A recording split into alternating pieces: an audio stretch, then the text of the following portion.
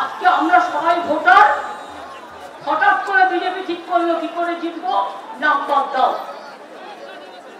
এবার কি বলছে, সবার ভোট নতুন করে করতে হবে।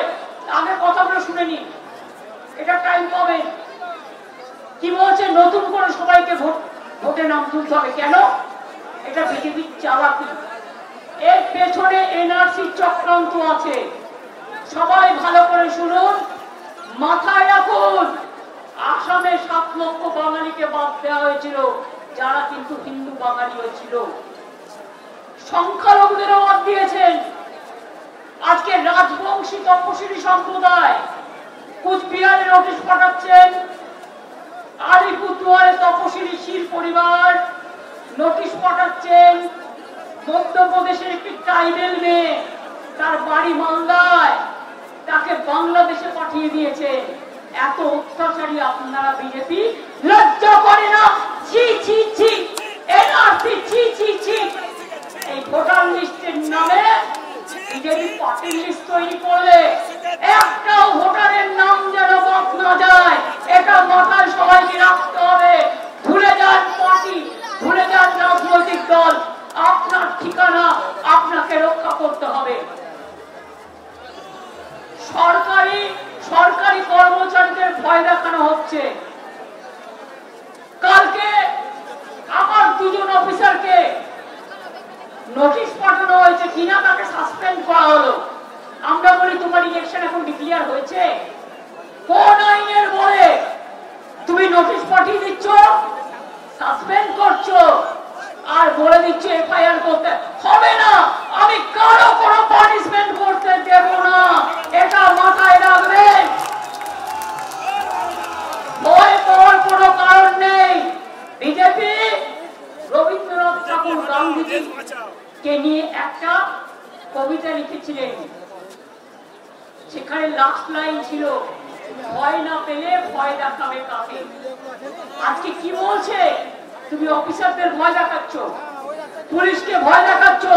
শুনুন, আপনাদের প্রোটেক্ট করার দায়িত্ব আমাদের। আমরা আপনাদের রক্ষা করবো জীবন দিয়েও। কোনো চিন্তা করবেন না, কেউ হতাশ হবেন না। 2 মাসের জন্য ইলেকশনে আপনারা আসেন, আবার উড়ে চলে যান বসন্তের কোকিলের মতো। এখন ইলেকশনে অনেক দেরি আছে, 8-9 মাস দেরি আছে। এখন থেকে সাসপেন্ড করতে শুরু করছেন হরিদাস সব, কৃতদাস সব। বিজেপির বন্ডেড লেবারে না, বিজেপির বন্ডেড লেবার। লজ্জা করে না? তুমি তোমার ক্ষমতা জানো না? অমিত শাহ দালালি করছো চেয়ারে বসে, আর হোম মিনিস্টার নিজেকে মনে করেন উনি যা বলবেন তাই হবে। বাবা সাহেব আম্বেদকরের কথা চলবে না, বিশ্বার কথা চলবে না, রসুলের কথা চলবে না, স্বামীজির কথা চলবে না, নেতাজির কথা চলবে না, রবীন্দ্রনাথের কথা চলবে না। কে ভাই তোমরা? প্রতারণা করে তো জিতে এসেছো, মনে আছে? সিঙ্গেল মেজরিটি পাওনি, হঠাৎ করে ভোট বাড়িয়ে দিয়েছিলে 20%, 12 থেকে 20%।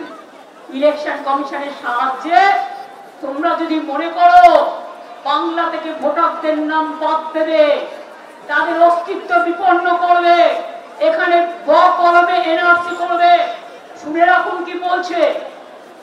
যাদের বয়স 41, মনে রাখবেন 2002 লিস্ট বের করেছে, কত লোক মরে গেছে এর মধ্যে, আর কত লোক জন্মেছে। ঠিক তো? আমরা যখন ক্ষমতায় আসি তখনই ইনস্টিটিউশন ডেলিভারি ছিল 60%। আমিও গ্রামের বাড়িতে জন্মগ্রহণ করেছি। আমরা সব হোম ডেলিভারি। কোথার থেকে সার্টিফিকেট আসবে? আকাশ থেকে? স্কুলেরটাই চালাই। তো আজকে আপনারা কি বলছেন? 2002 এর পর আগে 2002 যারা জন্মেছে, মানে তার আগে ধরুন, আমি অভিষেকের কথা বলছি জাস্ট বোঝবার জন্য, ও জন্মেছে 1987 সালে। তাহলে 2002 এর বয়স কত হলো? কত হলো? 3, ওদিকে হলো 10, 13, 3, এদিকে হলো 25 চলছে, 37 বছর। ওর মোটামুটি উঠে জন্মে। তার মানে মনে রাখবেন, ওকে বলছে তোমার বাবা মার বার্থ সার্টিফিকেট দাও। তার মানে কি, যার আজকে 41-42 বছর বয়স, তাদের বাবা মায়ের বার্থ সার্টিফিকেট নিয়ে আসতে হবে। কোথা থেকে নিয়ে আসবে? যারা বলছে তাদের বার্থ সার্টিফিকেট আছে তো, ও হোম মিনিস্টার অমিত শাহ, আমাকে গ্রেফতার করো যদি আমি মিথ্যা কথা বলি। তোমার বার্থ সার্টিফিকেট কোথায়? তোমার বাবা মার বার্থ সার্টিফিকেট দেখাও। আগে তোমার বাবা মার বার্থ সার্টিফিকেট দেখাও, তারপরে বলো আমি এসআর করে সবার নাম বাদ দেবো। বিজেপির নেতারা যেদিন আসবে, আমরাও আমাদের ধিক্কার মিছিল করব সারা বাংলা জুড়ে। আমি দেখতে চাই